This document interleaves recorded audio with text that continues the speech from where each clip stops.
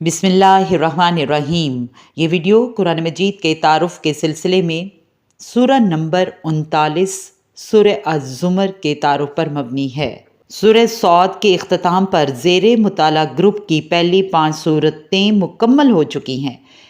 اس group کے اندر ان 5 صورتوں پر مشتمل ایک ضمنی گروپ بنتا ہے جس کے بالکل وسط میں سورہ یاسین ہے، یعنی سورہ سبا اور سورہ فاطر۔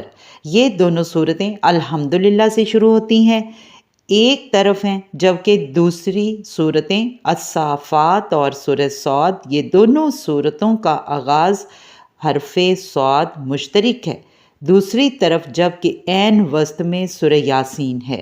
اس گروپ کی بقیہ 8 صورتیں سورہ الزمر تا سورہ احقاف ایک لحاظ سے گزشتہ گروپ کی سورہ الفرقان سے لے کر سورہ سجدہ تک کی 8 صورتوں سے مشابہت رکھتی ہیں۔ مذکورہ 8 صورتوں میں بھی ایک سورہ یعنی سورہ الفرقان حروف مقطعات کے بغیر ہے، جبکہ باقی 7 صورتوں کا آغاز حروف مقطعات سے ہوتا ہے، یعنی سورہ شورى، سورہ القصص کا آغاز تا سین میم سے، سورہ النمل کا آغاز تا سین سے، اور باقی 4 صورتیں سورہ العنکبوت، الروم، اللقمان اور السجدہ کا آغاز الف لام میم سے ہوتا ہے۔ اس طرح زیر مطالعہ گروپ کی 8 صورتوں میں بھی ایک سورہ الزمر ایسی ہے جس کے آغاز میں حروف مقطعات نہیں ہیں، جبکہ باقی 7 صورتوں حروف مقطعات حامیم سے شروع ہو رہی ہیں۔ حامیم سے آغاز ہونے کی وجہ سے ان صورتوں کو حوامیم بھی کہا جاتا ہے۔ ان میں سورہ شورى البتہ ایک ایسی سورہ ہے جس کی دوسری آیت میں حروف مقطعات عین، سین، قاف پر مشتمل ہے۔ مضمون کے اعتبار سے یہ 8 صورتیں ایک خاص ترتیب میں ہیں۔ واضح رہے کہ اس سلسلہ حوامیم میں معنوی طور پر سورہ الزمر بھی شامل ہے۔ ان میں سے پہلی 4 صورتوں کا مرکزی مضمون توحید عملی ہے۔ توحید عملی چونکہ بہت اہم مضمون ہے، اس لیے ضروری ہے کہ اسے اچھی طرح سے سمجھ لیا جائے۔ عقیدے کے طور پر توحید کو تو ہم سب جانتے ہیں، یعنی اللہ کو ایک ماننا اور یہ ماننا کہ وہ اکیلا اور تنہا ہے، اس کا کوئی کفوون نہیں ہے، اس جیسا کوئی نہیں ہے، نہ تو ذات میں نہ ہی صفات کے اعتبار سے۔ اس عقیدہ کی وضاحت ہمیں بہت جامع اور خوبصورت انداز میں سورہ الاخلاص میں ملتی ہے۔ عقیدہ توحید کا عملی پہلو توحید فی العمل ہے، جس کے لیے امام ابن تیمیہ رحمہ اللہ نے توحید فی الطلب کی خوبصورت اصطلاح استعمال کی ہے۔ طلب کا تعلق انسان کی عملی زندگی سے ہے۔ کسی انسان کی طلب کے انتخاب اور معیار سے عملی زندگی میں اس کی ترجیحات کا پتہ چلتا ہے۔ اس لحاظ سے ہر انسان گویا طالب ہے اور ہر انسان اپنا کوئی نہ کوئی مطلوب بھی رکھتا ہے۔ سورہ الحج کی آیت نمبر 73 میں بتوں اور ان کے پجاریوں کے حوالے سے طالب اور مطلوب کے اس رشتے کی اہمیت اور نوعیت کو ضعف الطالبی والمطلوب کے الفاظ میں بیان فرمایا گیا ہے۔ بہرحال ایک ذی شعور مخلوق ہونے کی حیثیت سے لازمی ہے کہ ہر انسان کا کوئی مطلوب، کوئی آئیڈیل یا کوئی آدرش ہو جسے وہ اپنا مقصد حیات سمجھے، مگر عملی طور پر ایسا نہیں ہے۔ عملی طور پر انسانوں کی عظیم اکثریت کا کوئی اعلیٰ مقصد حیات ہے اور ہے ہی نہیں، وہ محض اپنی جبلت کے محرکات کے تحت حیوانی سطح پر زندگی گزار رہے ہیں۔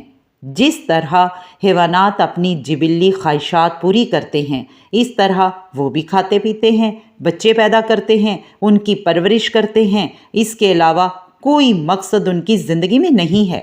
قرآن کی رائے میں ایسے لوگ انسان نہیں، حیوان ہیں، بلکہ حیوانوں سے بھی بدتر ہیں۔ اس کی دلیل سورہ اعراف 179 آیت میں دی گئی ہے۔ اس زاویہ سے دیکھا جائے تو انسان کہلانے کا مستحق صرف وہی شخص ہو سکتا ہے جو محض اپنی جبلی خواہشات کا غلام بن کر نہ رہ گیا ہو، بلکہ اس نے اس سطح پر برتر ہو کر اپنی زندگی کا کوئی اعلیٰ مقصد متعین کر رکھا ہو۔ اس حوالے سے جو اصل مقام و مرتبہ ایک انسان کے شان ہے وہ یہ کہ اس کا مقصد حیات اس کا خالق اور اس کا مالک ہو، یعنی صرف اللہ ہی اس کا مقصود ہو، وہی اس کا محبوب ہو اور وہی اس کا مطلوب ہو۔ لا مطلوبہ الا اللہ، لا مقصودہ الا اللہ، لا محبوب الا اللہ۔ زندگی میں ہر قدم اور ہر موڑ پر اس کی نگاہیں اس شان سے اللہ کی رضامندی کی متلاشی ہوں کہ اس کی زندگی اس فرمان الہی کی عملی تصویر بن جائے۔ سورہ الانعام میں اللہ رب العزت نے کیا خوبصورت انداز میں فرمایا، آپ کہیں میری نماز، میری قربانی، میری زندگی اور میری موت اللہ ہی کے لیے ہے جو تمام جہانوں کا پروردگار ہے۔ یہ ہے توحید عملی یا توحید فی الطلب کا اصل مفہوم و مدعا۔